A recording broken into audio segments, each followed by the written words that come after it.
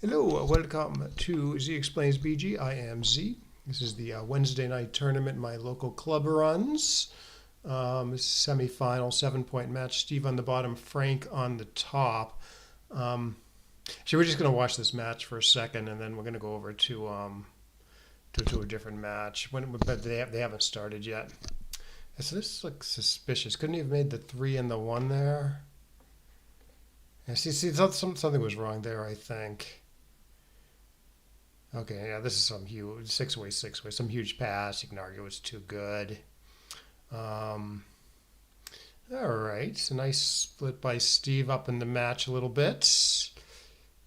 Frank should be hitting and then playing 13-9 probably. Oh, hey, Brad. Oh, okay, yeah, let's move over to David's match because David likes to watch these videos. I think people that watch my videos get preferential treatment. You know, I do their videos and I put them on the bottom of the screen. So the more likely you are to watch the match, to watch the video, the more likely you are to get the bottom position. I don't think Dougie watches these. Yeah, so we got David on the bottom, Dougie on the top. So David's got his whole role to play here. It's a 7-point match, still 0-0. So I think I'd say 13-7, 24-23 does quite a bit. Hitting, I don't think does enough. I mean, it's pretty anti-positional. I mean, what David's thinking is he's looking at all those blocks in the outfield and thinking, oh, I'd like to maybe get a shot at those guys. But it's too unlikely to work, and it's too anti-positional. So this is correct, or I don't know. Maybe you can split with the 6, but I would have done what David did. All right, decent shot by David here.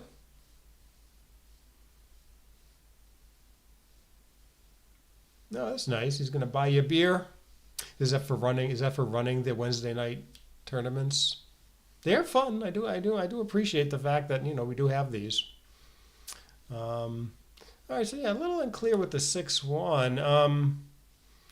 I mean, I would say you could play 13-7, 24-23, but the race is close, so maybe you should actually be running the backman. This has its merits too. I mean, you never get hit. You can play against the backman. It just looks like you're getting trapped a lot. So I don't know. I'm not sure about that one. Hmm. For the yeah, it's always, well, this isn't too bad. If he just clears the midpoint, this is okay. Good builders for the 5. Yeah, I don't think there's anything else really. Yeah, that ace, that 6-1 where he anchored is pretty it's pretty interesting. It's kind of two completely different game plans there. One of them could be right by a lot, or they could be close, and I can't really say which is which. All right, so I believe David should be slotting here. Because there is some 4 duplication, and it's super important to make the 5-point. On the other hand, the race is close. That's probably what he was thinking. And still, I probably would have done it.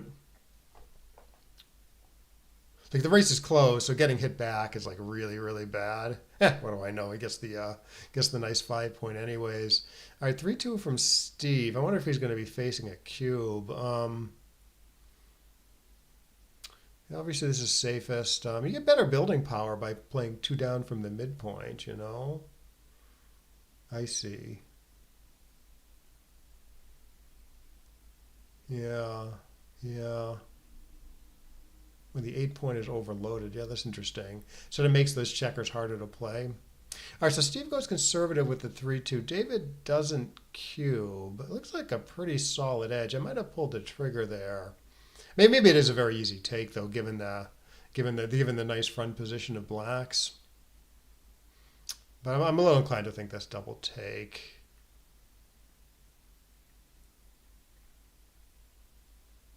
Yeah, I don't know if I would do this. I would try one of the other plans. Maybe blitz, and then you can double the dances. Seems pretty likely. You basically win the dances, and then you win some of the entries also. So you're pretty solid favorite there. You run or something. You're letting black attack you. So actually, running I think is third best, or at least is worse than the other 2 options that David looked at. Yeah, I think this gives black too much.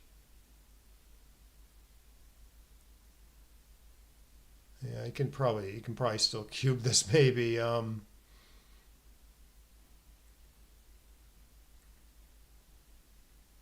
okay, he goes for it. Yeah, no, not an obvious decision by Dougie here. I mean, pretty solid prime on the home front. Well, you see, he's up in Dougie, but Dougie's up in the raise and might get to attack the back checker. Hmm. Hmm. I don't know. What do you think about that one, Brad?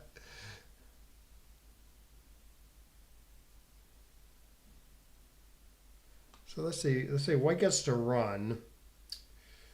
Black is in pretty big trouble, although he has some chances.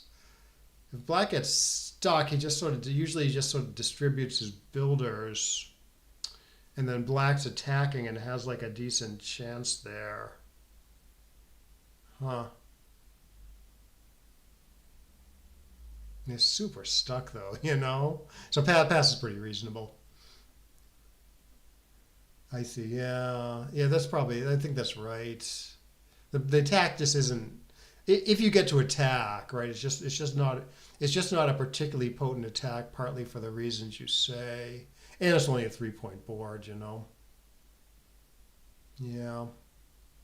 Yeah. That's probably right. If it's a big anything, it should be a big. It should be a big pass. Okay, a little hard seeing that being a big take. All right, so David with the 1-5. Maybe hidden split here because everything else is bad and Black he's building like mad. So you take away half the roll. It's pretty anti-positional a hit, but I probably would have gone for it. Where it keeps the midpoint and stops Black from doing stuff. All right, so Black should double this, right? It's I don't think I want to take this as White here. I mean, he's got some decent play against that back checker, but he's got two guys like trapped, and his timing is worse, and his prime is worse. You know, compared just to one guy trapped. So I agree with the pass here. Also, the score probably argues a little bit for passing. Maybe a little bit. All right, 3-2. I think, this is usually what I do. I think that's what the computer does for money, anyways. All right, so I should hit with the 2, and then bringing down the 6 looks actually good to me because the 8-point is thin. So you really want the other builder in the zone. Okay, David hits back. Dougie should hit back, I think. Good. Yeah, I do like coming in split like Dougie did, as opposed to stacking 3 guys on the ace. So 5-6. I would have probably kept the checkers connected there. I'd have to take a look at it though. Seems like there's more duplication there actually, because there's some 3 duplication. And since Black's up on the bar, the connectivity is probably a good thing. Like the connectivity is sometimes bad, keeping the back checkers within 6 of one another, because Black has to attack more effectively then, because it's more like double hit numbers and more danger down the line. But with Black up on the bar, that stuff is sort of mitigated. So yeah, I would have played I would have kept the checkers connected there. Yeah, it's very thin. It's very thin out there. Yeah, yeah. I think there's 3 duplication the other way. He wasn't really duplicating anything with his play. Alrighty. So Dougie has this sort of back game formation forming. This looks like a good play by David, spreading out the builders. Yeah, Dougie should hit and go forward in some fashion. So this looks pretty good. I would come in high and hit off the 5. They say this is a game for optimists. This is a pretty optimistic play. But it looks like how you're supposed to play backgammon. Yeah, rolled a 6. Missed on his side of the board, but hit on Dougie's side of the board. Okay, nice shot, filling in the 5. I kind of want to make 3 anchors here and play 7-4. I don't know if that's right though. This seems like a more More sane plan. 7 to 5, 24 to 21. This seems like a sane thing to do.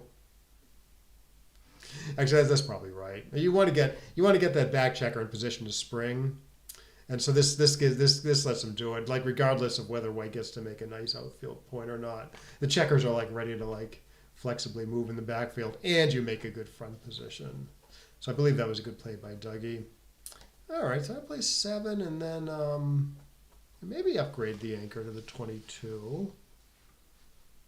This doesn't look right. Yeah, this really doesn't look right to me. Sort of keeps sort of the back game timing, but he should be thinking about blocking that back checker, I think. It seems like a very plausible game plan to go forward here. Maybe he's enamored with his midpoint. I don't know if that's right. That's a really good play, but I don't think it's right. Yeah, this is fine, I think. You can also upgrade the anchor 24 to 22. Alrighty. I wonder if there's something slightly better here where you hit off the 3. No. This is better than hitting off the 3 and making the 2. So probably David played that correctly.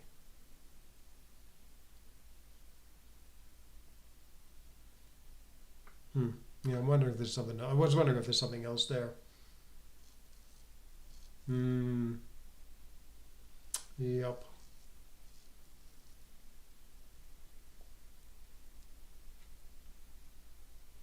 Yeah, down. Yeah, two down with the 5-2, 6-2, right?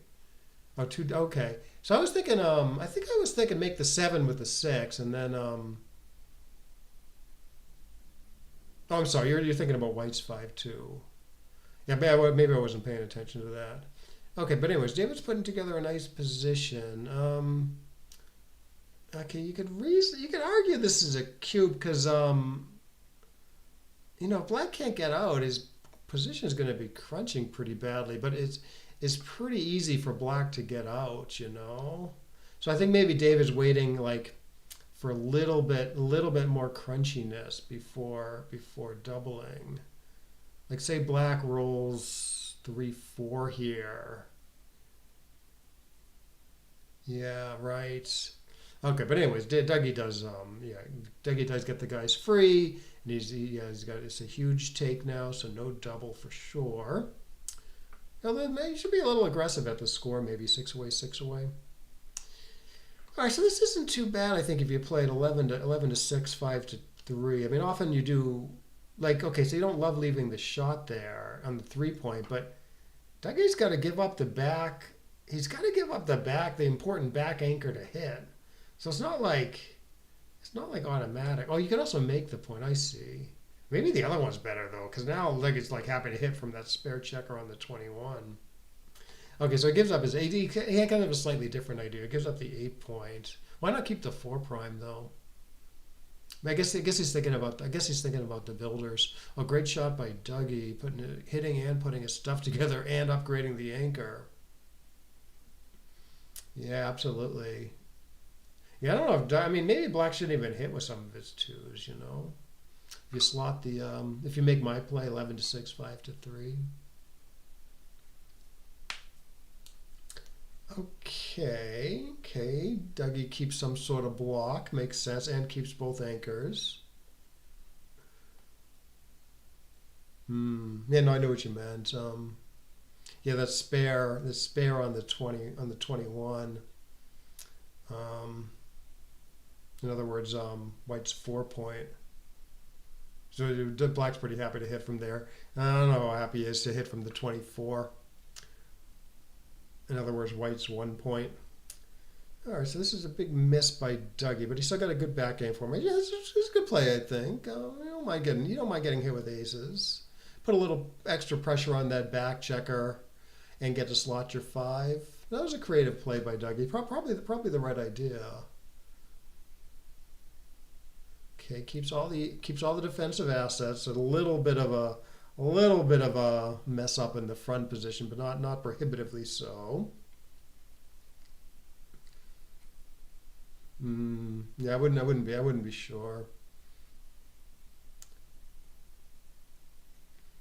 All right, looks pretty clear by Dougie. 6-2 is a weird blot number somehow. So the 6 is 4. So then you think about the 2 and settle on 9-7 probably.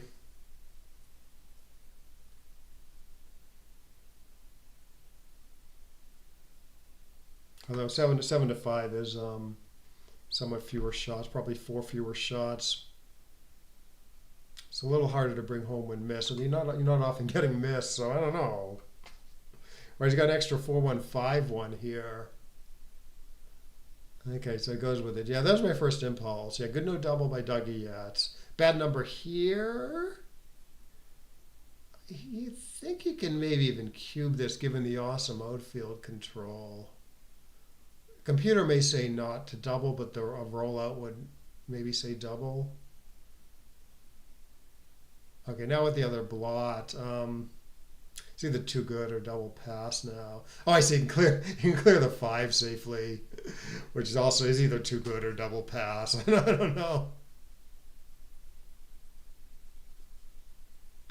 Yeah, it might be too good now. Dougie apparently thinks so. Because well, if you don't hit with an ace, White's still in trouble unless he rolls an immediate 5, right? Okay, I would probably go after him on the deuce. I see. Yeah, it's kind of tricky. No other blot, no other blots though. So I don't know. Like say White cleared the 5. You can get a take by like easily jumping the 5. I don't know. I guess that's true the other way too. Okay, this, I mean, obviously this is some huge pass. I'm wondering if that's still too good. With White's really messed up front position. I guess he's worried about White rolling 5-5 and getting back in the game in a single roll.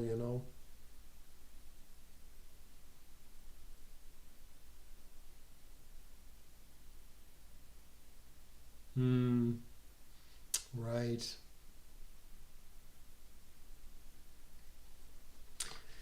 All right, 3-6. Okay, this looks pretty standard.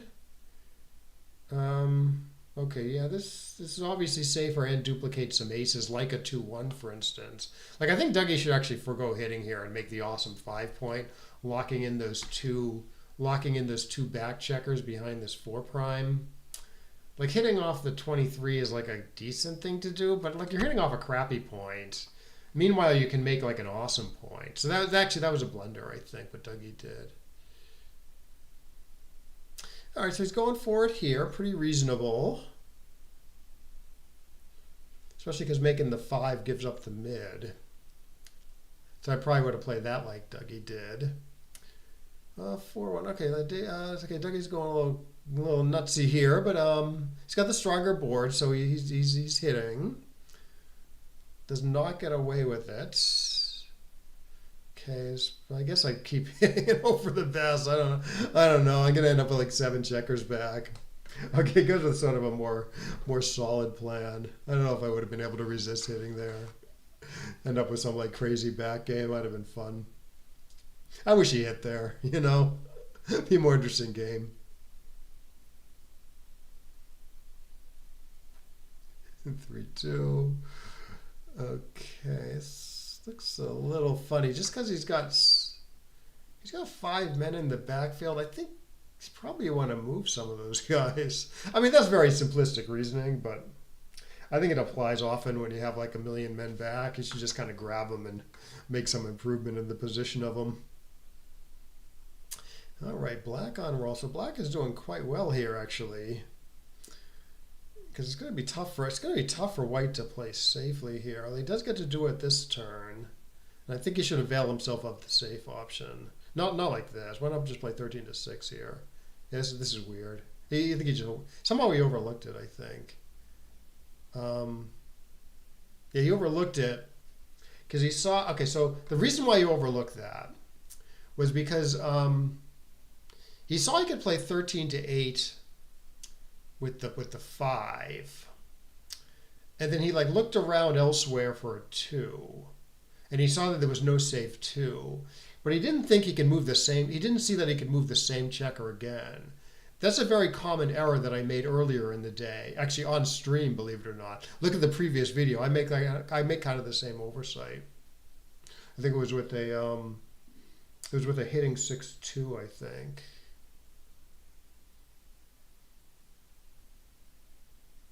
Oh, anyways, okay. So yeah, yeah, this looks like a pretty strong cube. So if he hits, I mean, it's like better than a win because he's going to win a bunch of gammons maybe. He's going to lose some, but maybe the gammons make up for it.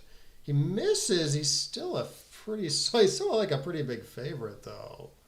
So what is this? 14 shots. So there's only 12 misses there. And White's still like a little bit of an underdog. Yeah, maybe White should have actually passed that, I wonder. Hmm.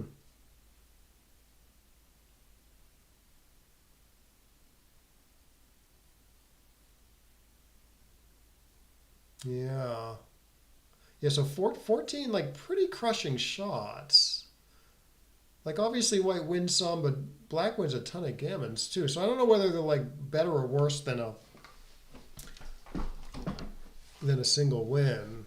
The hits are probably better than a single win for Black, because of all the gammons.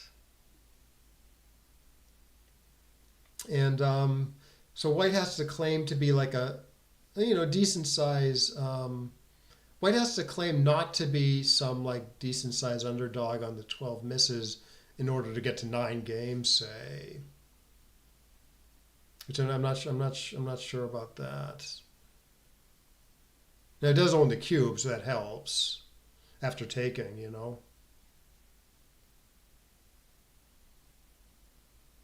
Right, yeah, that makes sense, right? Because you win 4, you get to the Crawford game, which is a good thing. So I think you're right. The gammons are more valuable than money, say. But anyways, David got missed. He sort of put some position together. He's still down in the race somehow. Oh, great shot by David. I should be doubling the dances here. I think he should be a little aggressive at this score. So why not cube that?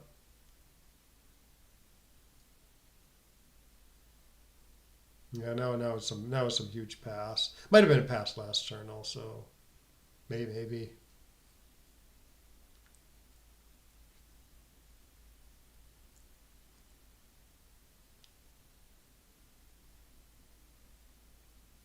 Yeah, I don't know way Dougie's taking this, right? That'd be crazy.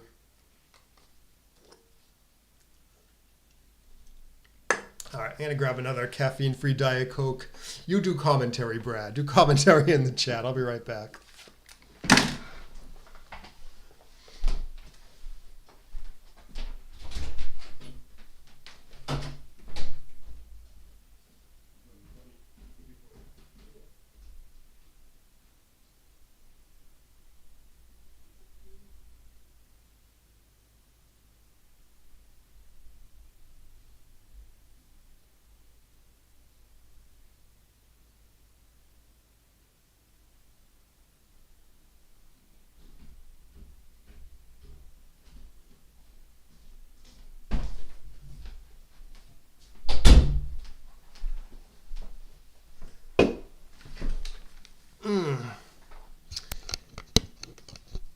This is a game of Parcheesi. All right, no more commentary for you. Yeah, so I got off of caffeine because I was just drinking. I was drinking like too much. I'd have like 3 or 4 Diet Cokes every day, and then on backgammon days, I might even have like a coffee.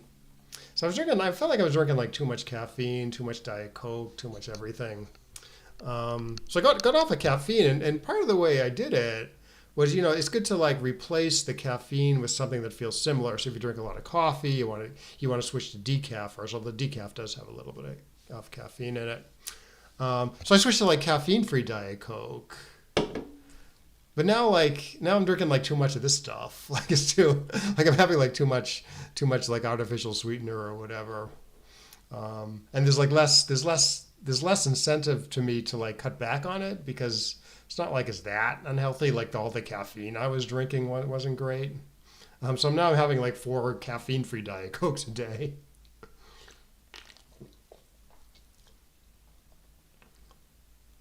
Mm, yeah, that's what yeah, for a while, caffeine affects me a lot. So for a while I was on caffeine, I would have it just early in the day, and it didn't affect my sleep that much. Like in fact, when I went off with caffeine, I thought my sleep would improve, but it didn't improve that much just because of what you said. Like you have it early enough in the day, it doesn't affect you. The half life of caffeine, I think, is like 6 hours or something. Meaning you have a certain amount of caffeine in your body, half of it goes away, and about approximately half of it goes away in 6 hours.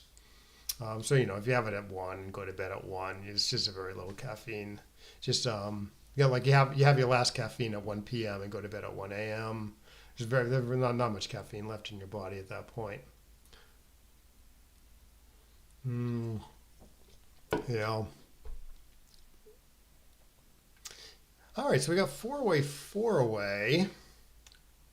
Um, so black doesn't have anything. It should be pretty aggressive at this score when offering an initial cube.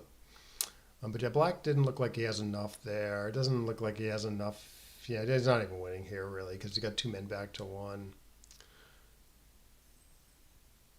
White on roll. Okay, good shot by white, getting the back man out. I wouldn't double a miss here, I think. But if you get safe and you get some flexibility, maybe there'll be enough here, assuming the race is still this good. But black's on roll here. Okay, so black gets a 4-4. All right, so he's up in the race by 2 pips now. He's gonna have some hanging back like this. He's gonna have some timing issues, I think. I wonder if it was better to make the 14 there and just sort of accept the slightly bad race. All right, Steve staves off the Crawford game, an exciting bearer. Frankie leads 6-3 post Crawford. All right. I feel like for the first since I lost to David in round one, I feel like for the first time this year I'm an underdog to make the playoffs. Um, Still possible though. Just got to win next week, I guess. I know this. I think there's two more tournaments, right? Yeah, after this one. Yeah, I didn't. Yeah, I've had kind of a lackluster last like month or so. I've been pretty lackluster in my backgammon stuff. But I don't know. It happens. Go through lucky streaks, go through unlucky streaks. You got to get good at sort of keeping your composure. Herb used to say just sort of play through it. That's sort of what I've been. That's mostly what I do. Like some people say, take breaks when you're rolling terribly and not winning anything. If you've got an edge, maybe just keep playing and expect things to turn around. All right, yeah, it looks like a good double. 11 pips plus another pip or two of efficiency. So this and the score argues a little bit for passing. So yeah, this is a pass. I mean it's a pass for money and definitely and a bigger pass at the score, I would say. Yeah, so the for money anyways, or 0-0 in a 9 point match. In like a race where all things are equal, medium to long race. If you're down more than 12% of the leader's pip count, you should pass. And yeah, Dougie was actually down more than 12% of the leader's pip count. Yeah. Hmm. Still a three-way tie for fourth. Okay, well that's good news for me.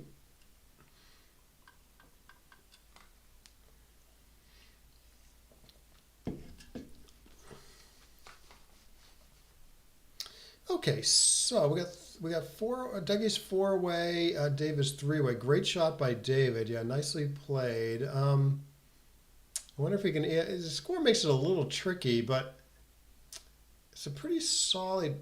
Well, it's Well, this is a take. Take at the score. It would be a cube for money. It wouldn't be crazy to cube at the score, but David wants a little more. Yeah, I would cube this now because now this seems like Now this seems like a fairly solid pass for money. And so despite the score arguments against doubling, I think it's probably still in double, at least in double territory. And I wouldn't be that surprised to see a pass there.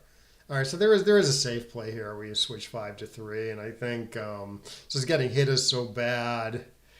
I think David needs to avail himself of that option. Despite the fact that 11 to 9 squared is like pretty awesome position when missed.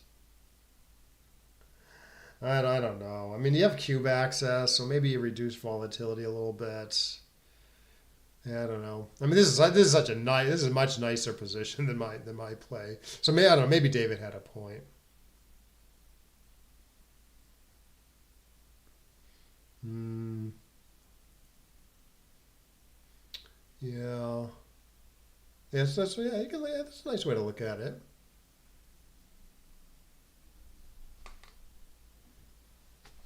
All right. So David. Yeah. David sort of overshot his market there after doing the big play and getting away with it. All right. So Dougie's now 4 away. David's 2 away. David gets this nice 4-4, which is not gammonish at all. So it's going to be tough for Dougie to get in a good cube here. I don't know about. I don't know what plan is best here. All right, so he goes sort of for the gammonish play, but it kind of means he doesn't get to use the cube. So maybe if you run, you get to use the cube later.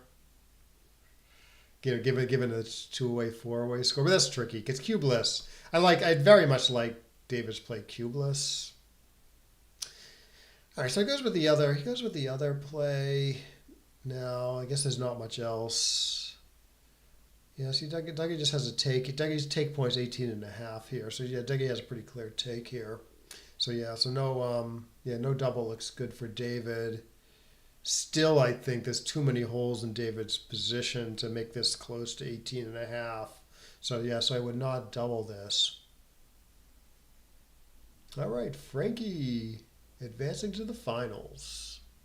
Yeah, so we'll take a look at that. I do actually want to take a look at some of these decisions in this match first. We can look at the finals later.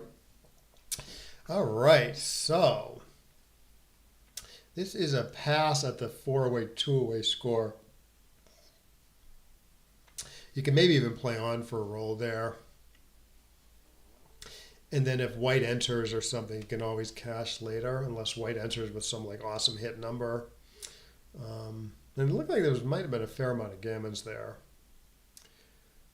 Alrighty, so David is a 2-2, right? So for money, you want to play 13 to 11 squared, 6 to 4 squared. At the score, there is arguments for doing more conservative stuff because of this cube argument that I'm always talking about, where you want to play a little, the 2-away player wants to play a little gammon save-ish in the opening because it means he's more likely to get in the cube that way, and if you play like kind of gammon go-ish, it means the other guy is likely to get in the cube at some point. So there's arguments other way. There's the score argued for something else there, but I don't know. I mean, David's play is still okay, I think. All right, great roll by David. Black on roll.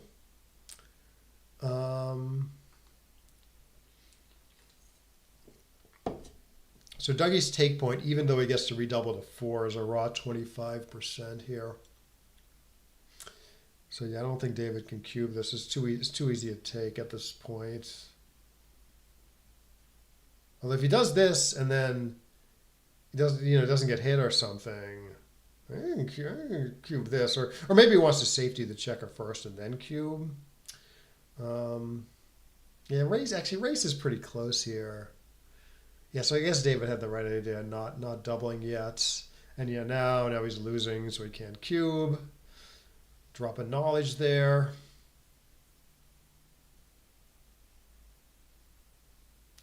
Now David's take point is like 27 or something, 26, 27, and there's no recube vig. So Dougie can double pretty aggressively at the score. Oh, this is wrong. You should put at least one checker on the 5. It hurts my brain. It hurts my eyes not to put at least one checker there. So this is okay. I might even put 2 checkers there, but this is fine. Um, so thank you, Dougie, for putting one checker there. Yeah, I'd put another checker there. But even before going a crossover, I'd probably put another checker there. It's just so bad to have like the 5-point void as you're bearing off, because like the 5s go to the ace point, and then you end up with a bunch of guys in the low points, and that causes you to waste pips later. All right, let's see if he puts another checker on the 5 now. He's going to do it this time. Good. And this is correct.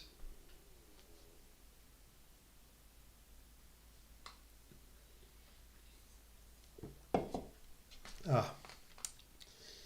All right, I think he's not going to do it this time, but I probably would. This is a little bit of a close call, though. Oh, actually, he could have played 8 to 5, 2 to 1. That would have been a good play, I think.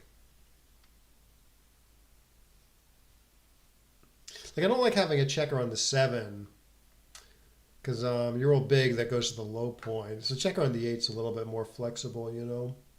Plus 2 to 1's probably good. But Deggie's play isn't a big error. All right, so this should just go double pass. After David's 5-5, I assume.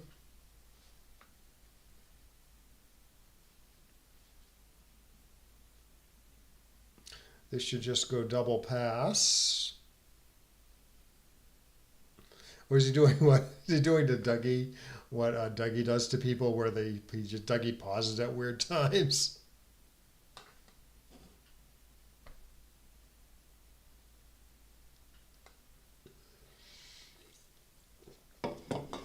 I believe Dougie finds this pass easily. Unless he overemphasizes the fact that he gets to redouble to 4. But like I said, that doesn't actually the take points are raw 25 here. Like Dougie passes, he takes redoubles just for the match. He passes, he gets to 1 away, 3 away, which is like almost exactly 25%. Alrighty, David mixes it up with a 6-4. This looks fine. You can also run here. You don't want to make the 2 here, because that play wins more gammons and loses more games. So that's not good at the score. But either of the other 2 options is fine. Against very strong players, I do like to run. Against the other 99.99% people in the world, I like to split at this sort of double match point type score. For money, I like making the 2.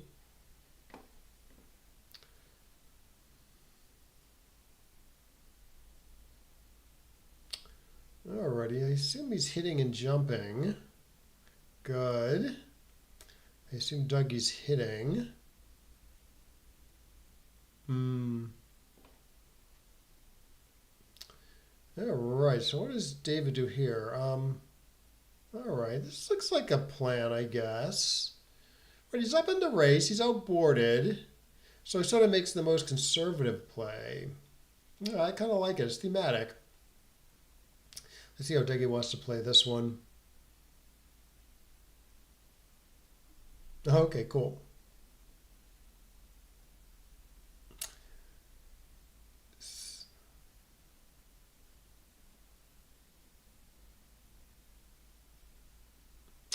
Okie dokie.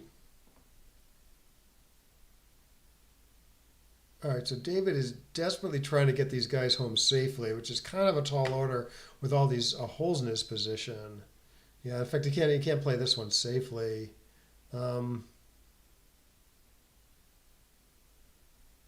Safest play would be 8 to 6, 15 to 14, but it's a pretty bad position, you know.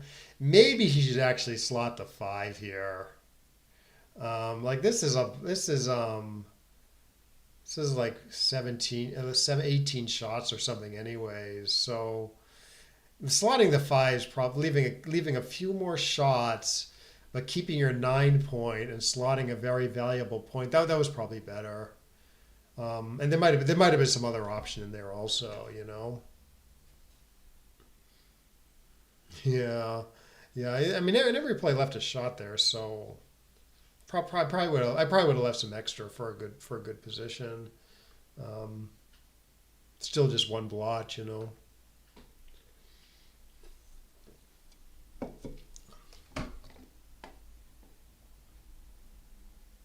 And black had the two. Black's position wasn't quite put together, so that means you don't mind the extra shots too much. If black's board was like awesome, perfect, maybe then you just minimize shots and hope for the best. Hope to roll well the next turn. Anyways, Dougie looks like he's cruising here. This looks like a good play covering the 8 point by jumping out to the 14. But great shot by David. 6-1. I'm not that clear on the 6, but this looks natural.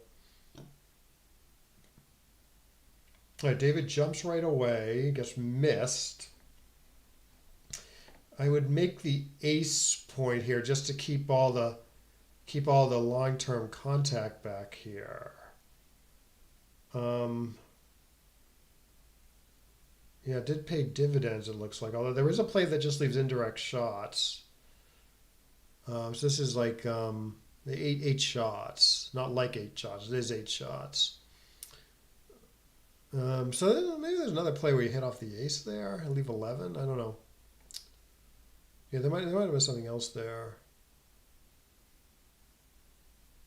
So you leave 3 extra shots, but you keep your outfield asset and you hit black, pushing them up. Maybe it might have been worth a look.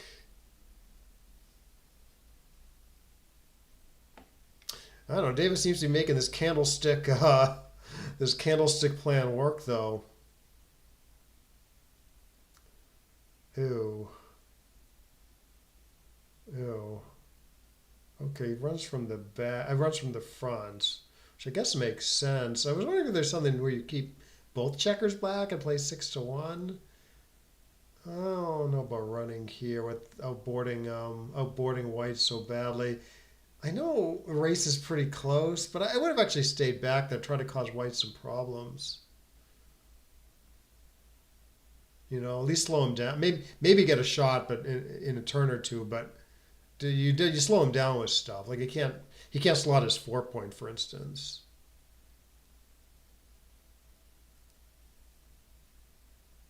Right. Yeah. Yeah, like it did seem like both players are sort of playing too conservatively a little bit at this score where gammas don't really help either player. I mean, Dougie can win a gammon, but it's not worth very much at this score. It looks like Dave is cruising, not for bruising. A little bit of a miss here. This looks slightly wrong, but not a big deal. Like I would have unstacked the heavy 5 point. Kept another spare in the 6. Ooh. Can Dougie come back? Keep it going? No. No.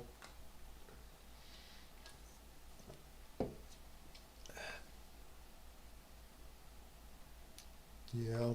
Yeah, if Dougie was a backgammon, that's tremendous. This looks funny. Like, okay, well, so one reason you do what Dougie did was to make 4-4 better, but 4-4 works after other plays too. Anyways, okay, so David does bring this one home. Let's actually load it into XG. Maybe take a look at a few of the decisions, and then take a look at the finals.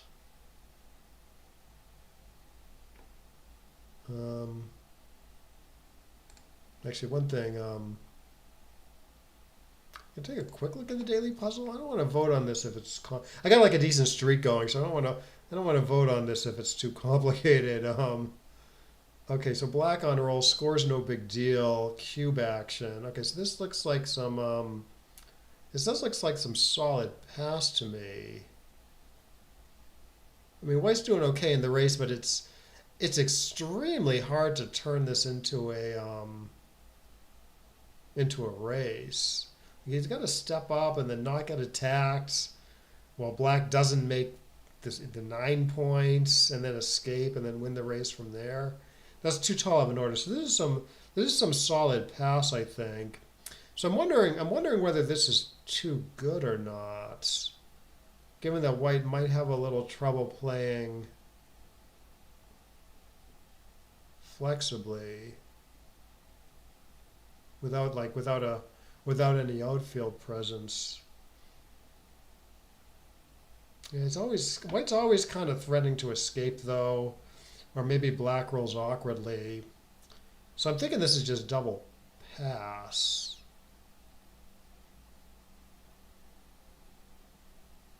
It's not super gammonish because white's going to be able to make some progress before black can effectively attack. Okay, so I'm getting a little more confident. This is double pass. Can't be a take, right? That's crazy. Like even if he was at the edge of the prime already, black is still looking pretty good. Okay, I'm gonna go with double pass. Yeah, that is correct. Yeah, the streak went up. So how big a? Okay, yeah, okay, good. It is somewhat close to too good.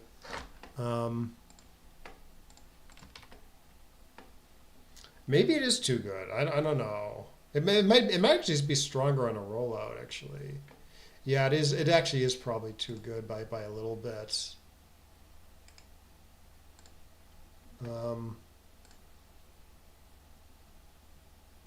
Yeah, it's a little bit of a containment position where black is containing white, and so the computer is going to underestimate black's position by at least a little bit. Okay, no, it's close to too good, but the rollout says probably not too good. But if anyone votes no double, they do get credit for it because it's so close. Anywho, let's actually grab that match and we can look at a few decisions, and then like I said, we'll take a look at the finals. How do I get there though? Tournaments, view,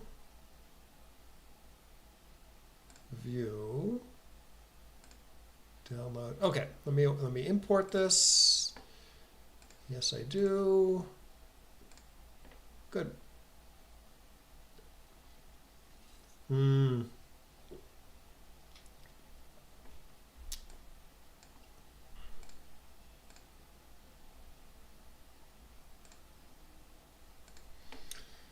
Okie dokie. Okay, so now let's put David on the bottom, so I don't get confused. Alex's get easily confused. Yeah, 6-1. Yeah, this looked pretty clear. Yeah, I guess you could. I guess yeah, this isn't too bad. This better split, but you do like the 13. You do like 13-7.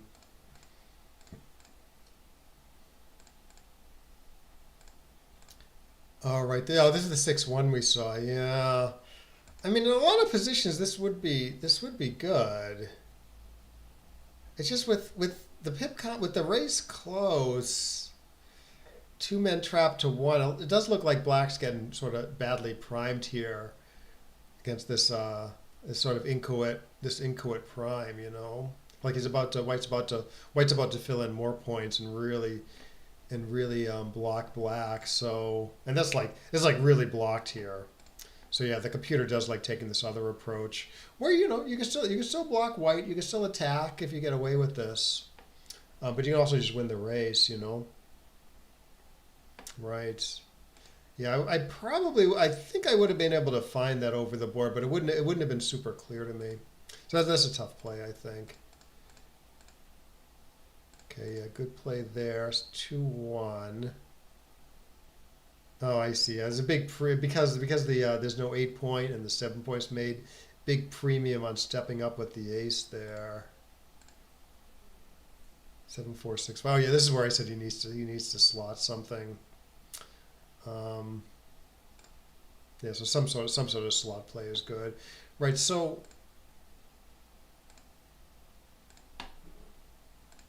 this is okay. It's tough to build here though, and the prime is just super duper important here. I know that's not a precise way to think about it, but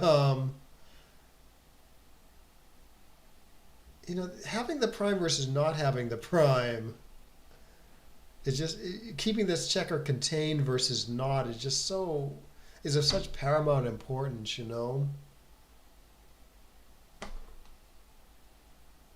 that is worth the risk. Okay, he's got nothing. He rolls this tremendous 2-1. Dougie does nothing. Yeah, this is where I started thinking about doubling. But it looks like David had the right idea. It's just too easy to take. And then the run play looked okay. I actually would have pointed on him, and then just like sort of doubled the dances. Maybe there's not a double though. So David finds this other play. And then then Dougie rolls horribly and goes double pass. All right, yeah, looks like David handled that better than I would have.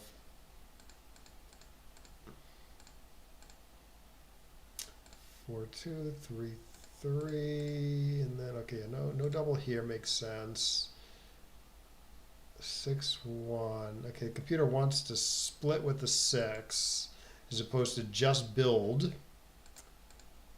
Yeah, here he's got a hit, right? Because White's ready to really block these two checkers in, and the non-hit play gives up the midpoint anyways. So computer thinks White should even cube this, and then double pass looks fine. So is this the computer choice? Yeah. Yeah, 5-3-3-2. Yeah, it likes splitting above the point there while it's not too dangerous to do so. And there's just some crazy hitting here.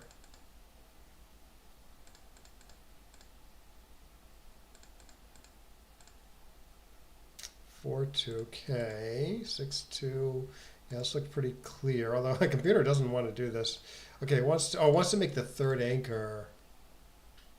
Give black long-term problems this way. Forgoes the hit, which is sort of unlikely to work, but it's very close. Okay, hits because he has no good safe play.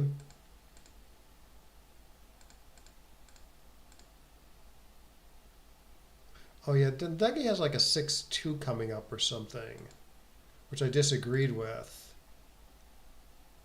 Okay, cool. Yeah, we'll take a look in a sec. Yeah, this looks like a strange play. I mean, I think he's thinking about maintaining his timing for the back game. So he runs, right? But this other plan here, he's still got a decent back game.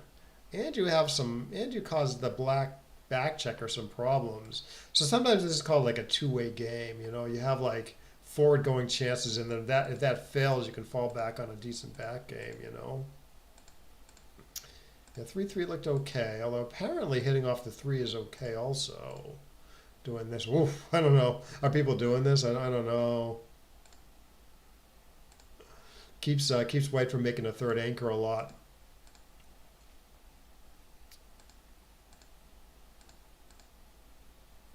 Okay, computer. Okay, the computer wants to cube this.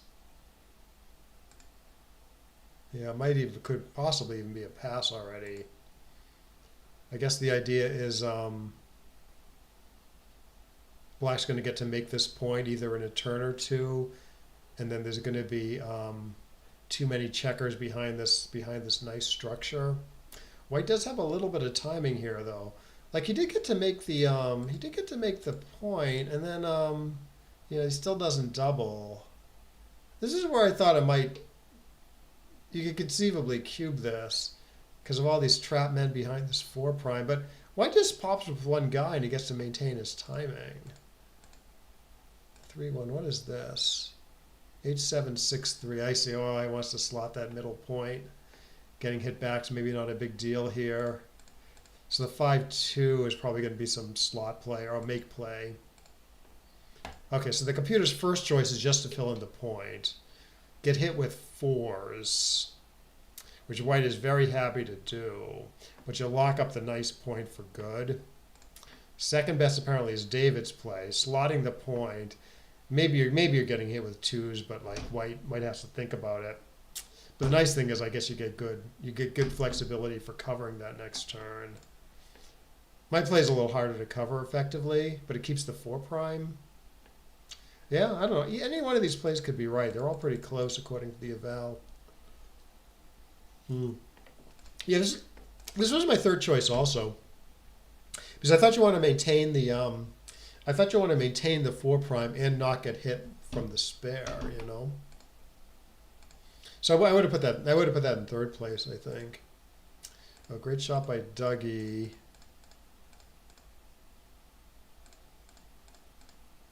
Yeah, it's a nice play by Dougie here with the 4-2, although apparently there's another option. So what else? Okay, so the computer wants to make the 11. Maybe put some extra pressure on this guy. Dougie's play is apparently second best. Starting the 5.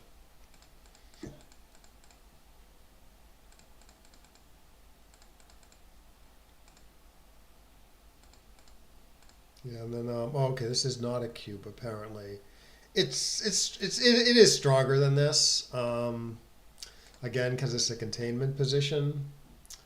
But I don't know if the plus eval is going to be wrong by 0.09 though. That's kind of a big ask. So it's probably a little shy of a cube.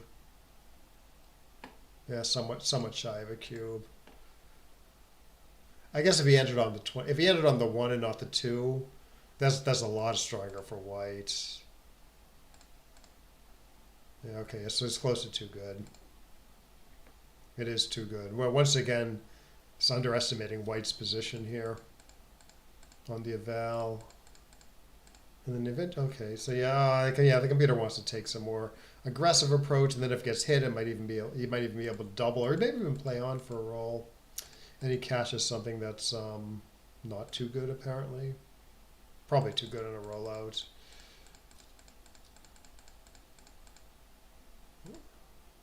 Yeah, this is a big blunder. Right, you can make this awesome point, make this awesome 4', lock in these 2 checkers, or you can hit off this kind of crappy point. So yeah, obviously the 5's better when you put it like that. Oh yeah, I didn't mind this 4-4 that much. He really just kind of went for it. Computer just wants to make this more solid approach. Again, making this awesome 4'. There might be some cubeful thing going on too. Yeah, it's closer cubeless. Anyways, all right. Well, that's mostly what I wanted to look at. Was there any other decisions, interesting stuff that you were interested in, Brad? That we could take a look at. This was pretty clear. Oh, 4-3. Was there a missed cube here? There was, right. Okay, so you don't... Okay, so it's okay not to cube this. It's not... For money, this is not okay not to cube. This is a mandatory cube for money. But at the score where it's 3-way, 4-way, black wins some gammons. Makes it a little trickier to get in a cube. In fact, for money, I'm coming out a little strong for money, and I think it is a pretty solid cube, but it's probably still a take for money.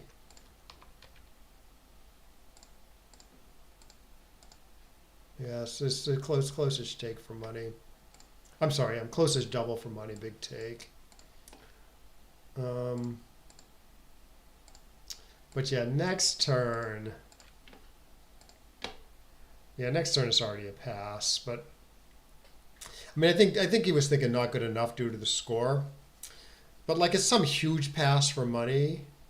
So if you don't think it's too good, I mean, it's very easy to justify a cube at the score if you know it's a huge pass for money. Like, the score argues for no double because it's kind of gammonish and it's 3-way, 4-way. But if it's a huge pass for money, the score needs to argue extremely, extremely strongly against doubling, and it just doesn't do that.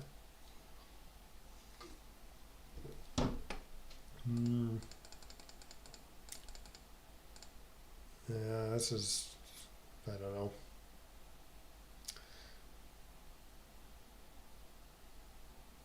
Yeah, cubeless blitzing is fine, but yeah, the QB arguments at this score means yeah, you drop the gammons, you might get to use the cube later. Probably not right away.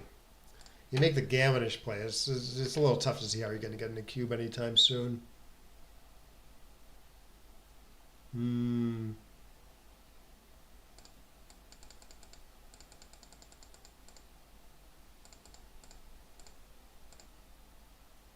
A huge pass. 5-4. Yeah, double huge pass. 6-3. I'm not sure I saw this. 2-1. Oh yeah, this is where he gives up the 9 point to save a few shots. Yeah, computer does like, I don't know, leaving. What is this? 20? It's only 20. It's only 21 shots. It's 3-1-1-1 are duplicated. Yeah, so it's not that many more shots than this. And you get to keep your 9 points, and you get to slot your 5, so it's pretty clear, I guess. And getting his not the end of the world.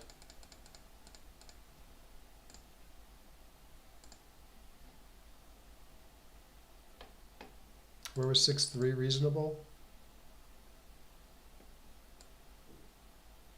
Oh, I see. When I wanted when the right play is to slot the 5. Oh yeah, it doesn't duplicate anything though. Well, I guess it duplicates the cover numbers, but that's no big deal. Yeah. Yeah, I don't know. 2 blots, 2s and 3s to hit back, right? Yeah, it's better than David's play, like because 6-3 keeps the 9. Alrighty, let's actually go back to Hub. I'm going to take a look at the finals. David and Frank. David is on the bottom. David is up 3-0 now, in this 9-point match, not 7-point match. Yeah, that solves the unstacking problem, right? I see. Yeah, that makes sense. Yeah, sort of nice distribution. But so is 15-13, 6-5 is sort of nice too, because you unstack the heavy 6-point anyways. All right, 2-2 by Frank. Yeah, I would do this, try to get the back man out.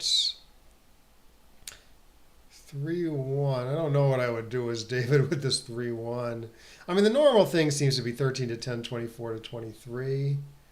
So I guess I would do that by default. Like, I don't know if hitting is worth it there. I don't think it is. Alrighty, Frankie puts all the stuff together. I would hit and then maybe pass the cube. I don't know.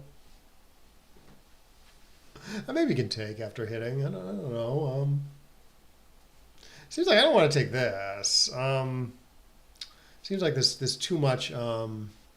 The 5 prime is worth too much against these 2 back checkers. I don't think black has enough compensation for this. Yeah, so I think that was good. It was a good cube handling, anyways. Not sure about David's 6-4 play. Maybe it could be a pass either way, you know. In which case, all reasonable plays are equal. Okay, this is what you're supposed to do. I think you're supposed to hit here. And then, yeah, 13-9 is okay at least. Splitting would be okay too. Splitting, I don't think really duplicates the 6s. So maybe that means Frank's play is preferred. Great shot. And then double, please. Double and something. So black's pretty diverse, right? Because you got 6s to hit in the backfield. Ones, threes, and fives to hit in the infield. On the other hand, it's only a 2-point board, and white has his 5 points. Yeah, it seems to me the double seems clear, and the take pass is unclear.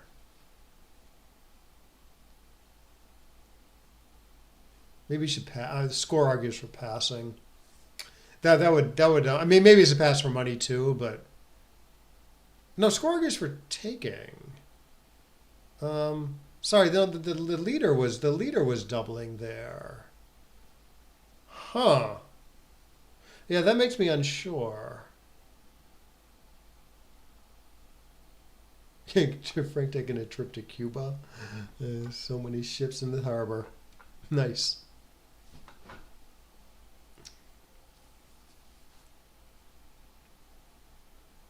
I mean, the edge is pretty big there.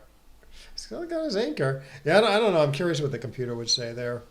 If the score was reversed, I would definitely pass. Score the way it is, I'm a little tempted. Yeah, oh, I see Gamma. Yeah, Gamma's are probably losing 4 there is pretty horrible. Do you think that's a pass, even at the score?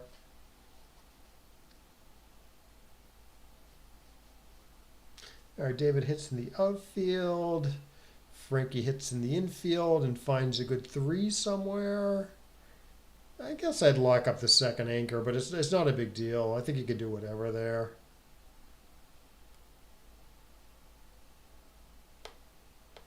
I would play 22 to 20, 13 to 10.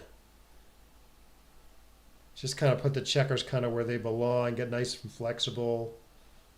Not worry about being hit, not being worried about being hit too much in this position. We already have 5 men back, and you have the stronger home board. So this is okay too. I mean, I guess it's slightly better builders.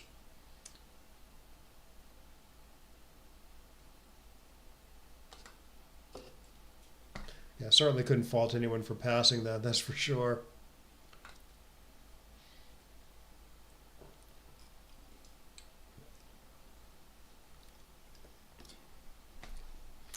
Alrighty, David put some stuff together. Might have actually played 13 to nice grid with the last 2 also. But okay, David keeps his midpoint though. Okay, now he's got to give up his midpoint anyways. White on roll. Okay, gets to spring a guy. I wouldn't upgrade to the 18. Oh no, he gets to hit here. I actually didn't see this. Yeah, I guess I would do this. It's not 100% clear though. Certainly not 100% clear. Does seem to be working. I don't know if I don't think I'd give up the anchor. I'd do this too, as gross as it is. I just don't want to give white all this forward chance, you know. All right, now he upgrades the anchor. Mid 4, such a power play move. I do kind of like making the 9-point heavy a lot of the time. Okay, so Frankie has a whole 2-1 to play.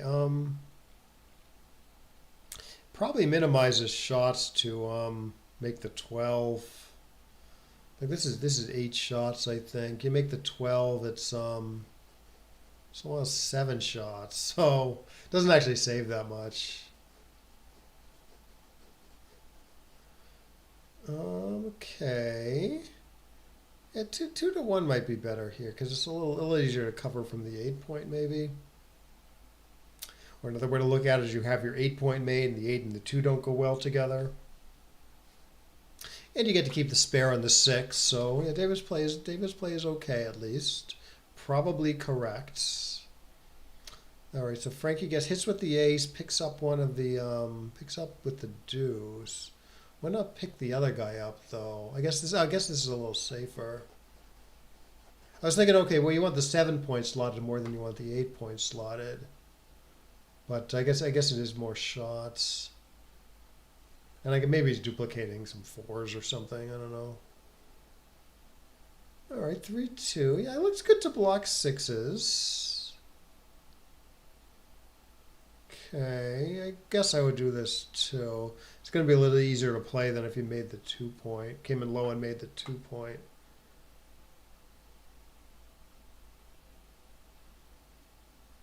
All right. Yeah, keep all the outfield structure. Just run the back man. 9 and 10 looks pretty important. Oh, great shot by Frankie. And then you keep things a little spread out in the outfield. Maybe hope to make your 7 or 8 points. I would play 12 to 6 here. It's not necessarily correct because you're going to want to be running from the back also. And maybe you don't want these blots in the outfield. Also, 4-4 will hit. So actually, I'm not sure about that. My first impulse was this, but okay. Like, see, he wants to run with the 6-1 here, which he's gonna do. But like, maybe the blots are like a little bit of a liability now. It's like a lot to clean up. Okay, this doesn't look like much, but I see he's down 1-4, so he sends kind of a loose one. So yeah, not too bad. I probably would have held off, but it's not too bad. All right, so this cleans up in the outfield pretty well. 15 to 12, 11 to 6. Seems like the priority since he might be getting attacked inside, and now he doesn't want the blots in the outfield. All right, so good shot by David, who's going to see 8 to 3 to 2. He's not going. Okay, I wonder if he overlooked it or he saw it. He didn't. He didn't want to do it. He would have definitely played 8 to 3 to 2 there. Yeah. Yeah. So you need some like big double or something probably. I almost want to hit here, right? I don't know why I didn't hit last turn. This seemed like a missed opportunity.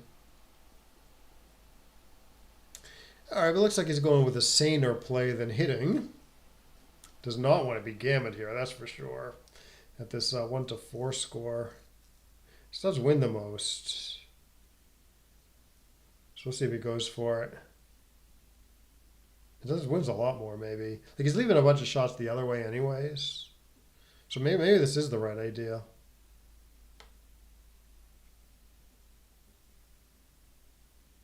Like if he leaves a blot on the 9, it's fewer shots, but it's still 6. It's still 15 shots. So you leave 20 for 20 with some like big upside when you get missed. I might have tried it actually. Well, I just get to go after him here. So it did work. Yeah, my play would have gotten smacked like crazy. Yeah, it does lose more gammons too. My play loses a lot of gammons. So maybe David actually had the right idea there. All right, this doesn't. Well, this is okay for a non-hit. It's a pretty very decent roll, I guess. He's up in the race till the 5-5. That is. I think you're supposed to play 10 to 5 squared here. Get flexibility for days. No blot numbers. Keep your board. Good.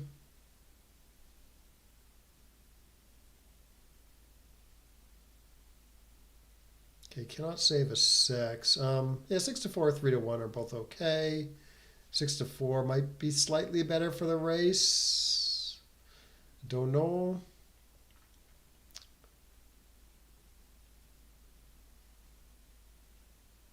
All right, so black's going to stay back here, down in the race so much. Good. Yeah, I would actually play 6 to 3, 5 to 4 here because I think I'm not hitting right away usually. Always, I think. Never hitting. And I think with the 4-point slotted, I might break down a little better. A little bit. Okay, he gets a bad 6-1, minimizes shots. Okay, let's see if David wants to try for an unlikely gammon here. There's no blot number, so technically it's fine to play on here. And if things start getting awkward, you can always cash later. Like 6-6, for instance, plays safe. It's not worth a lot, but it's, might as well try it.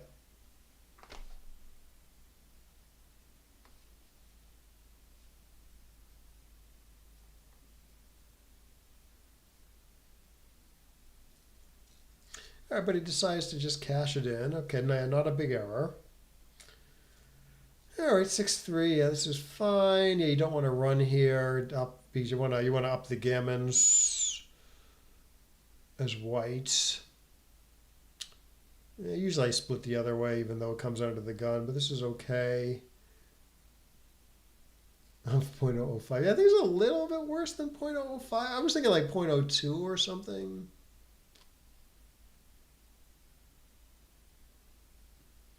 Oftentimes you just end up cashing later though. You have like pretty good like a nice spare on the 6 already. And pretty flexible position in the outfield. Trying to set up some analog to the position, you know.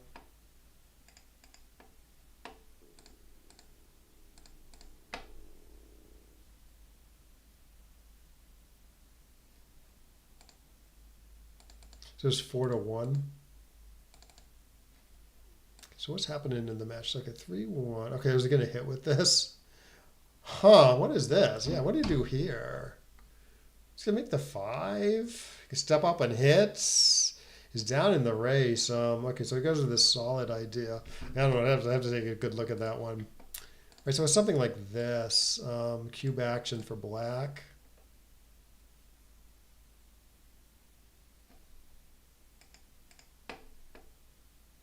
Let's see how big of an error it is. Oh no, you're closer than me. It's 0.012 maybe. Okay. All right, so 2-2 by David. Okay, he's stepping up trying to escape, although he's down in the race. Doesn't look like it plays well though anywhere. So yeah, I guess David's plan is okay. And then Frank, 6-1. I mean, I guess you could double that. You must double this because you make the 3 and it's all over. In fact, he's up 17 pips with a decent attack. It's 1-6. I think this is double pass. All right. So since it probably comes up on a rollout because it got better when I did the higher level of evaluation. No, it actually came down on a rollout. 0.008 from the plus eval, say. So you win. Though that was not the exact position. You make white's board a little weaker and it becomes more too good. All right, good shot by David.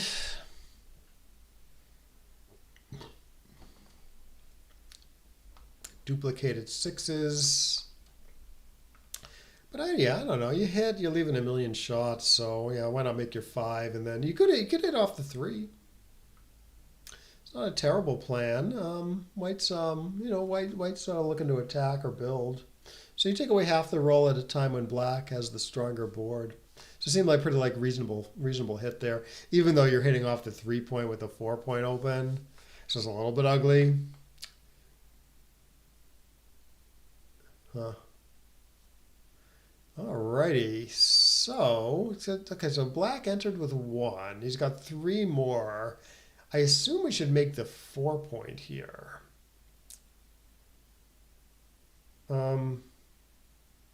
You could hit twice, but I don't want to leave a double shot on my board, and I want my nice 4-point locked up. Looks like David's coming around to that play.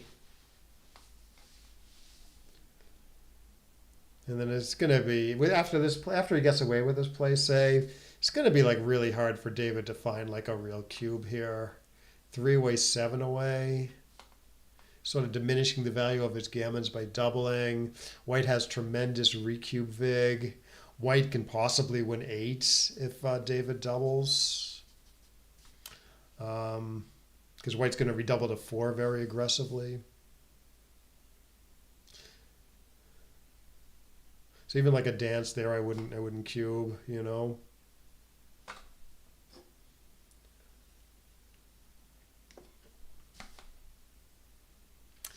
All right, so looks like the normal thing here. 18 squared is 7 squared. Make the rack, right? Yeah, the rack is the 6-5-4 formation. Was that a Mochi? Who came up with it? Hey, the term is like relatively recent, right? Who did Mochi come up with it or someone? Like was in like one of like Mochi's books? Or was it from somewhere else? All right, so 3-1 by Frank. So I guess I would not hit here. I'd make either the 4 or the 5 point. I guess I would make the 4 because it does seem like getting a fourth guy sent back is really bad. All right, but he has this other idea where he's hitting, maybe trying to keep black from making his own 3 point. Oh, this is an interesting cube. I mean, yeah, I don't. I mean, maybe it's right, but I don't know if I can find a good cube at this score. And Frank just scooped it up, which wasn't like that clear. I mean, Frank's looking at the score and he's thinking, "Oh, okay, I gotta take it. This 3-way, 6-way score. Maybe I can like turn the match around here." But none of this is that clear to me. It was before Black put his position together, also. So I think Frank saw that and was like, "Oh, this is my opportunity to get back in this match." Okay, so this is the 6-2 game. Yeah, I definitely want to take a look at that cube action.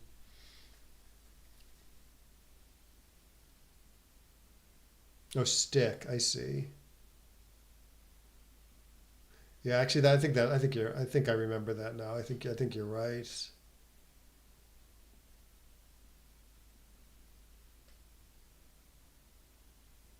Ugh, gross. I don't know.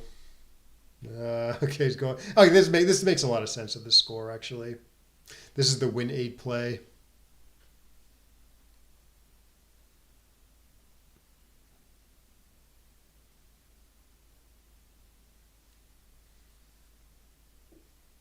Jump.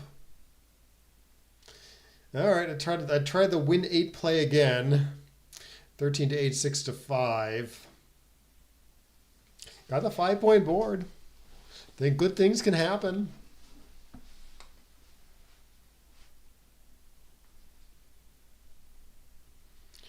Right. Yeah, this does not. The cube did not seem like a low risk, you know. Ugh, gross. Oh, great shot by David. David's cruising here now. Yeah, the ones are crazy duped. But it looked like Frank did it. Looks like Frank did it right. You roll 1-6, and then you get like a bunch of other. You get a bunch of time to roll an ace. You know. All right, looks like David played that appropriately. Frankie did get a lucky 2-6 somehow. He's still losing tremendously though. Double ones dance and then double maybe double to 4. Um, very nice, very nice, very nice. All right, let's see what it is. Okay, oh I see. He's putting a builder there in case white splits with an ace. He wants to be able to hit him with a 4. I see. Yeah, I think white would split with an ace, so maybe David has a point there. Oh, good shot by Frank, giving him a little bit of a chance. Save the gammon anyways. The gammon save still matters.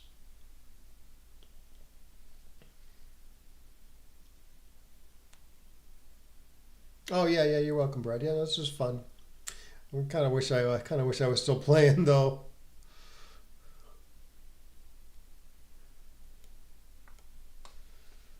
Um, yeah, maybe she should actually leave a checker on his 14 point there because I think probably you want to get hit if white rolls 6-6.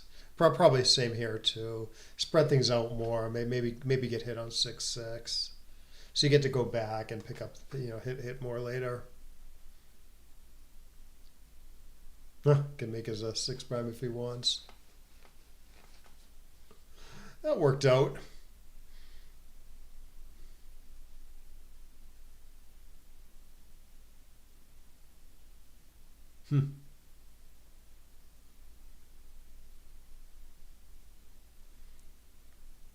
Okay.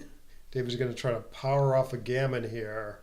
Yeah, I would keep the anchor too. I mean, I don't want to give black any hitting options. Black might have even hit loose with this if white tried running. Well, maybe not at the score, but if gammons are valuable, you might hit there.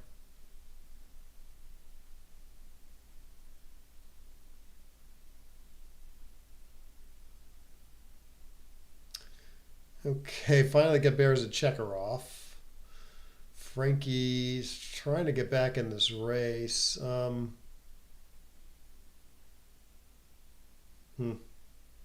would pop out. Got some race chance. I mean, pretty big underdog still if you don't look at the pip count, but still, he's got some chance. I think he's got a little bit of chance here. Yeah, I don't know about this. This looks fine though.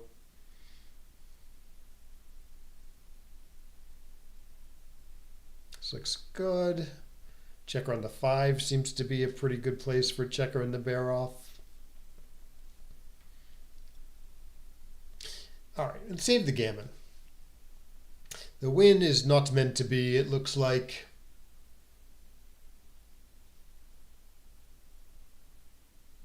Yeah, absolutely.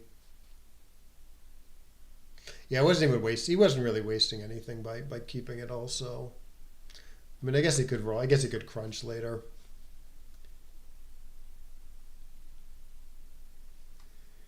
Excuse me. Oh, he only lost. Oh, he gets a win. 2-1. No. He only lost by 2 pips, though, somehow. Alrighty. 7 away. 1 away. Crawford. So gammons do not really help Frank at the score, because he needs an odd number of points to win the match. So both players should be playing this a little bit like double match point, like if it was 8-8 or something. But as Brad mentioned, yeah, backgammons are a big deal.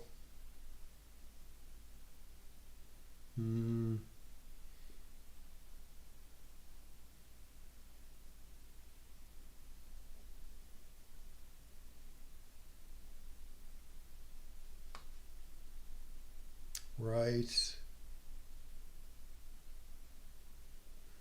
As you say, like the gammon price is probably a little lower than usual, but yeah, the wins just aren't there for anything.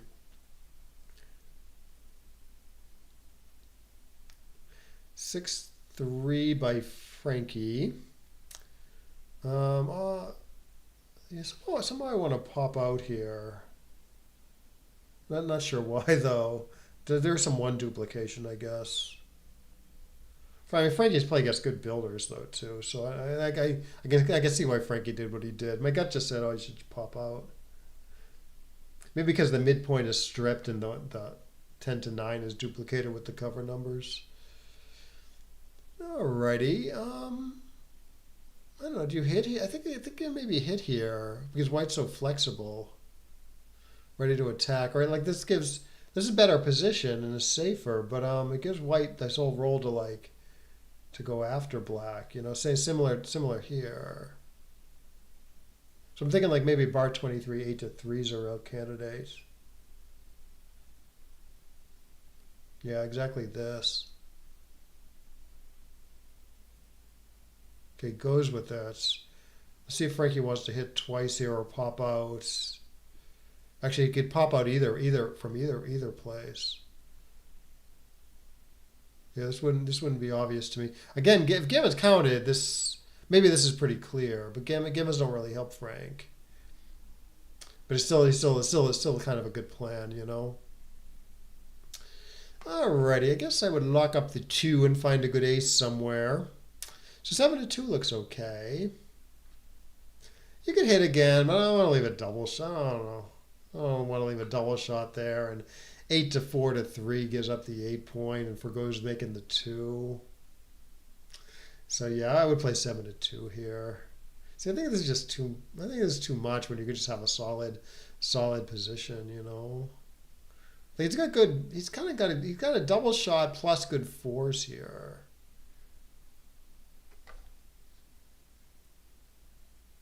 So I just think this is too much at like any match score maybe. Well, it sort of eventually worked. 6-5. There's a hit twice. There's a couple hit twice plays. Um, okay, goes with sort of the better double hits if it works. That is.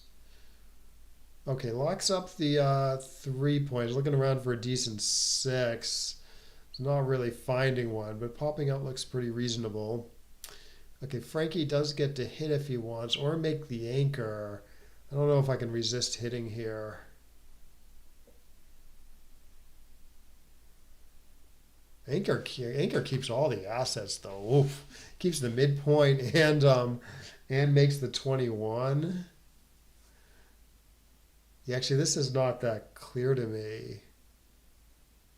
Okay, goes with the anchor. Interesting. Yeah, I probably would have still ended up hitting there. But yeah, it's definitely maybe I'm wrong. Because you're foregoing safety. By hitting, you're foregoing safety and you're foregoing like two pretty big assets. So I can totally see why Frankie did what he did.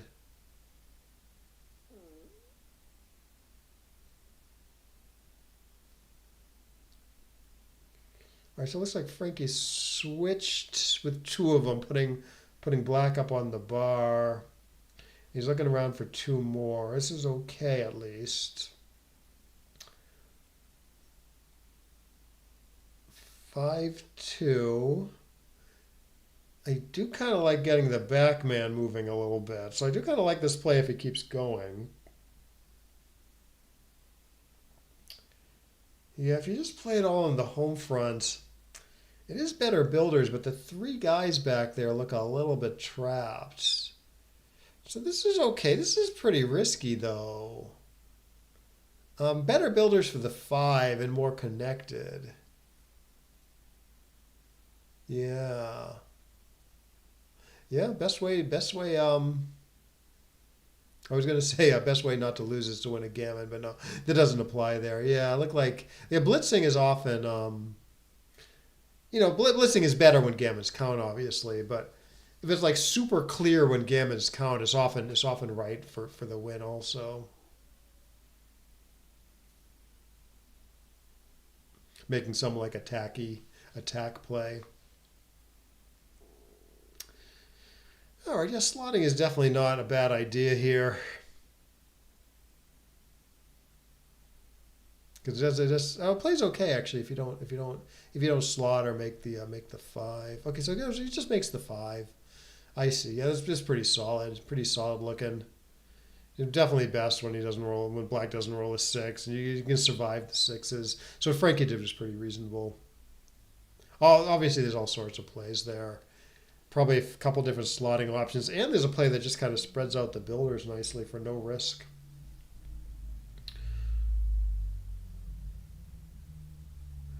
All right, so white has a 4 to play. I guess he probably hit with the ace, and he's got a 4 to play. Okay, so he gets going. That makes sense.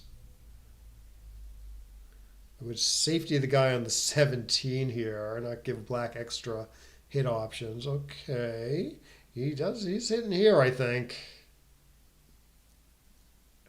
Frankie hits back. Yeah, Frankie's going to get back in this match, maybe.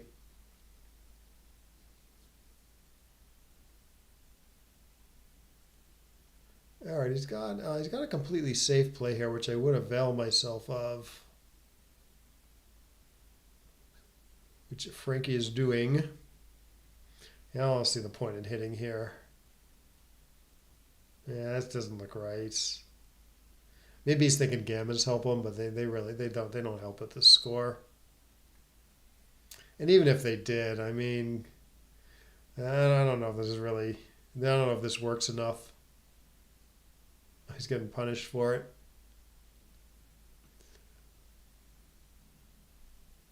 Okay, but why swat on the ace there if gammas don't help you? Like it's like you're putting extra complications in for the win.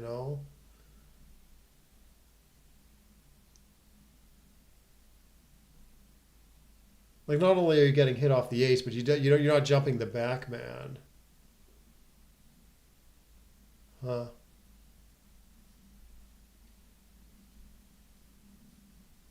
Oh, I see. It does win more backgammon. Is this true? Huh. Just by a couple, maybe 1 or 2% though. Yeah, I would have played that more straightforwardly. Anyways, so let's see. Frankie. Oh, you could pretty safely leave a checker on the 14 because you're duplicating 6-6 here. Right, like the black might just run all four guys with a 6-6. So if well, he should play 5-4 with one of them maybe. But I do like the idea of putting a checker on the 14.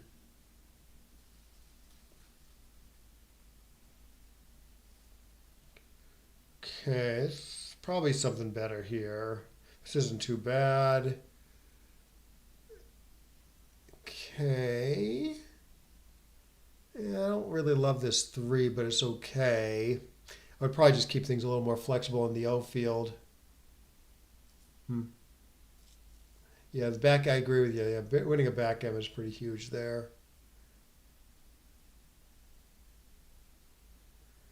All right, Frankie brings everyone home and makes the ace. Although actually there might have been a slightly better play there with the 2-2 where you strip the 6 point. Ugh, it's nasty. Nasty. Yeah, I don't know. Could it be right to leave a shot here? Rip 4 up the backgammons. It's a little hard to see how you're going to lose. So I like this plan. And you're leaving like you do the other one. It's extremely bloody position anyways. So that was a good heads up play by Frankie. Like you're not losing that really. Oh, he's gonna get a backgammon maybe double ace. No. All day. Oh, still got backgammon chances. Nah, not anymore.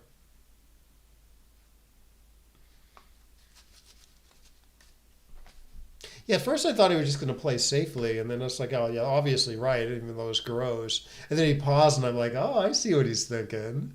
I see what he's planning. Okie dokie. So it's kind of gammon go-ish. So yeah, slotting would be okay. This is fine too.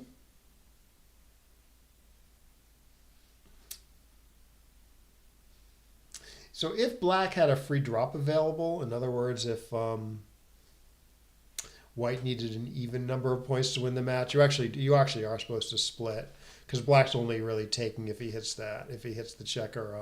If you slot and black hits, it's kind of like he's taking there and he's passing if he misses usually.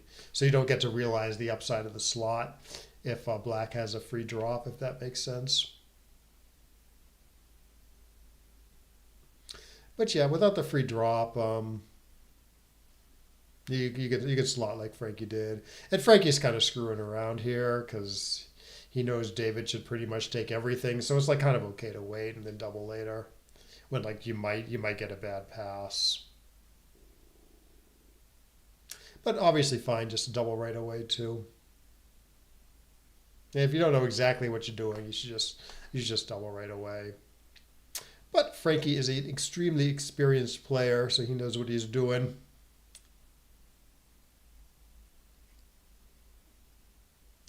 All right, so it is a little gammon go-ish. Okay, 4. Oh, I guess to hit and cover. Oh my goodness, what a great shot. That looks satisfying. All right, Frank gets to just swing away mindlessly at the score. It does work. Okay, he gets to make his 5. Very nice. That was safety also, David. Now we're getting another builder in the zone here, Frankie. This is okay. I was thinking actually 13-4, but yeah, two down has its merits. Better builders for the 7, and a slot of the 9. The Gammon Gambit. Yeah, Kit Wilsey used to call that the trick. When you wait and then you hope to get a bad pass. Oh, okay, you hit with the 4. Interesting. Yeah, that wasn't really on my radar screen, but it probably does pick up some gammons just to go like right after him there. I don't think I would have done it though, even if I saw it. Or just kind of bring the builders in the zone, hope to attack later, more conveniently. All right, this looks fine, and then maybe 8 to. Well, I don't know. I don't know between 13-10 and 8-5. Again, they both have their merits. One concentrates on the 7.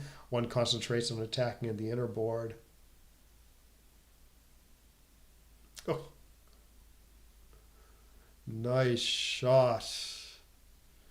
Okay, now I would hit. Because I don't want to leave a million shots over there.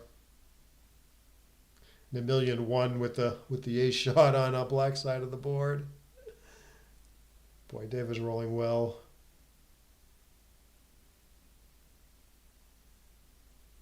Very well.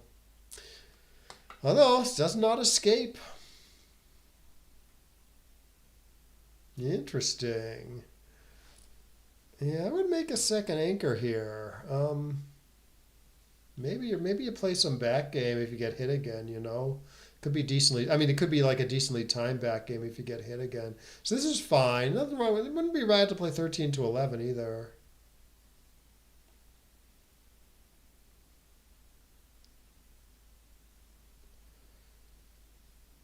Okay, picks up the blot. Reasonable.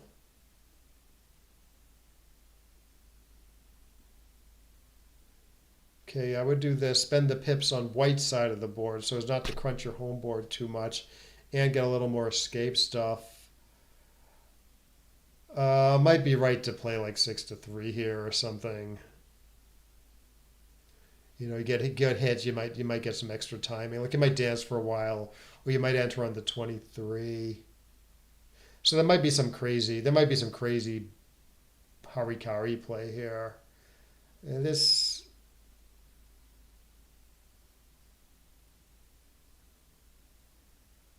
Yeah, I mean, this could be okay. I don't know. There's probably a million plays there.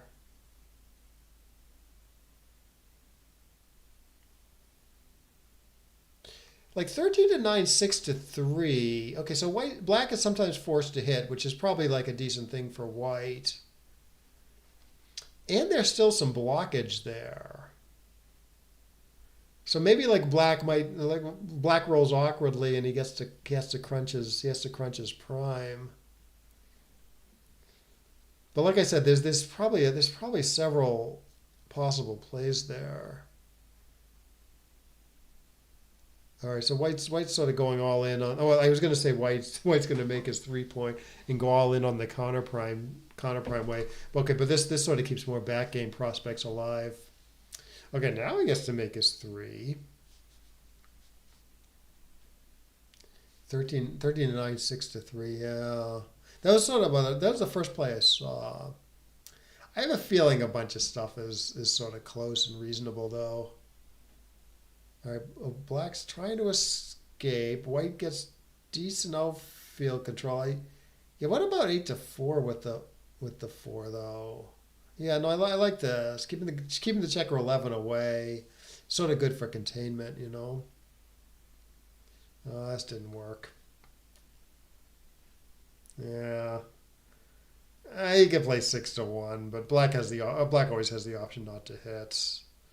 So I probably would have played that a little differently. No, I don't like having the checker on the 1 point,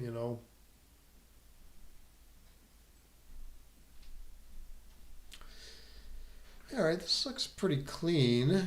Effectively, yeah. In fact, White might want to run with some stuff very soon, and it's nice to have the nice builders.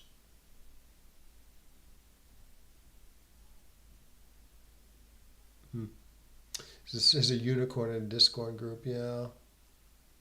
Yeah, that's a good opportunity there. I mean, the score often like doing like crazy like plays like that where you're playing a back game and you spread everything out in your inner board or in your outfield, like kind of like what Frankie did. It's not a good one like it's like double match point or gammon go or something, and you don't care about being gammoned or backgammoned. So there, like you had extra reason to play a little crazy due to the score, whereas maybe you wouldn't for doubled money. You do something more sane looking. Still trying. Oh, don't misclick. Yeah, so making the two looks okay. I'm not sure how that compares to like 3-1 and then bear the guy off.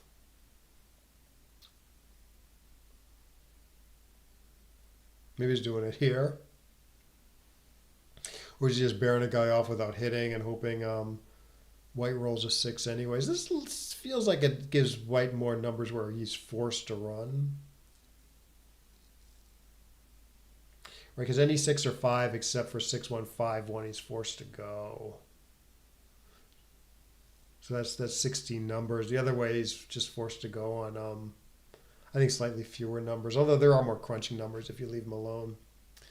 All right, but anyways, yeah, Frankie never gets to hit there, and then David brings home the win. Yeah, right. That's a good point. Yeah, if Gamma's mattered, I guess you would hit him there.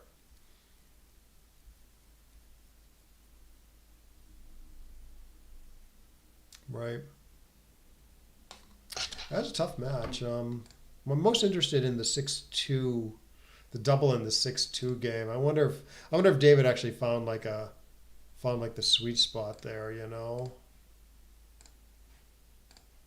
it looks like both players played quite well.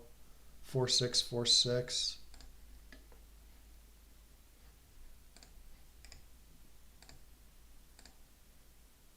Yeah, I'm not. I gotta. Oh, sorry. Yeah, I gotta go soon, so I'm not gonna spend too much time on it. Yeah, David found kind of a nice sweet spot there. It's tough to find. It's tough to, like I said, it's tough to find a double at this 3 away, many away score.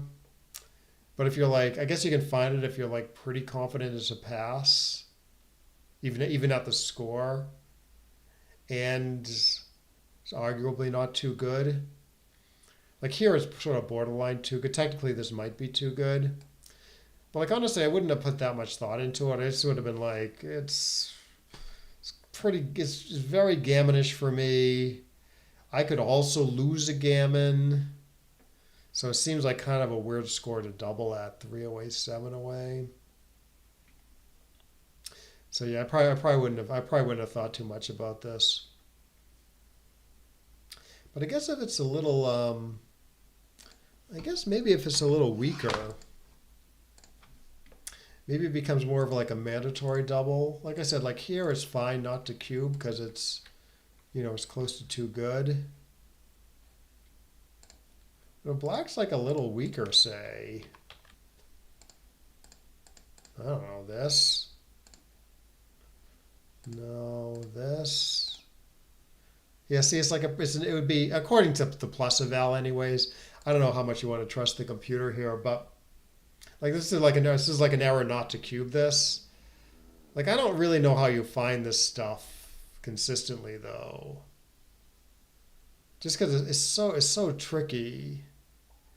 It's so easy to make like a big blunder by doubling when you shouldn't at 3 away, many away.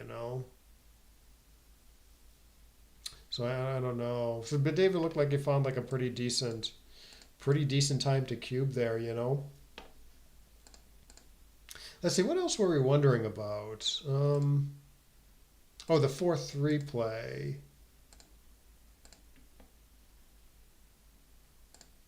In the last game.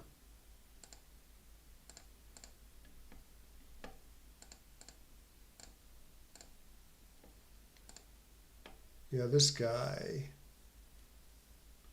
Yeah, see, everything is sort of close, you know? Yeah, so 13 to 9, 6 to 3 is fine. The computer doesn't quite like it. Yeah, it's a little hard to make black crack here, I guess. So the computer's top choice is very normal, right? Um, I guess you leave black alone. You're hoping he rolls like 2-3 or even better, like 3-3-2-2 or something and cracks. 5-5-5-3 is okay for black as fives are killed. So this has some counter priming aspects to it. But like you could do something like this, or even I don't know, even some zany play. Well, it's a little hard to find a completely zany play here. Like 6 to 3, 5 to 1, say. Like that's wrong, but it's not like a huge error, I think. Because okay, there you get hit and then you maintain timing for a 1-2 game. Like you're not gonna have to crunch your board too badly. But obviously you don't like putting a guy on the ace. Yeah, actually the computer kind of hates it. Yeah, I didn't think it'd be this bad.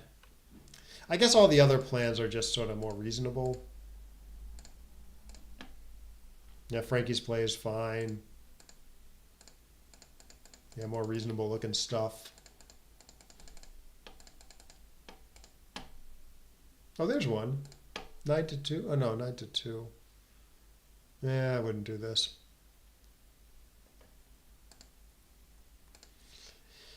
And then the bear off. Yeah, it looked like David played it pretty well. Yeah, this is very close. But yeah, white has almost no chance anyways. Yeah, hitting does win the most gammons. Same with here. Yeah, I guess the merit of this is although white gets to stay a lot of his stay numbers crunch his board. And how do you win after crunching your board anymore? You know. Whereas if you hit him, his stay numbers, like 4-4 for instance, they don't crunch his board. So what was that other game where Frankie hit off the ace points, which I kind of didn't like. Oh, a lot of missed cubes there. Yeah, sorry, I don't recall.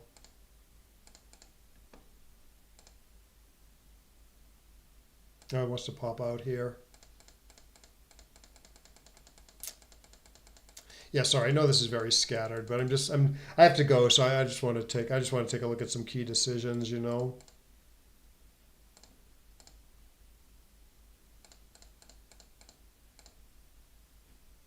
Yeah, double here. We talked about this double. A little bit light. It's okay. It's okay due to the score, though. Oh yeah, I really didn't like this play by David. I think maybe this was just an oversight or something. Yeah, what's wrong with this? You know, sort of a plausible blitz. You know, and even if you can't close a point, you can run a back checker. Here you're not putting them up on the bar. You're making a better position. But you're not putting them up on the bar at a time when it's pretty important to put them up on the bar. And you're leaving a direct shot, you know. That did look a little funny. Yeah, okay, hitting here is okay. Although it does want to pick up as opposed to leaving both points slotted. David's play isn't too bad though. Yeah, good play by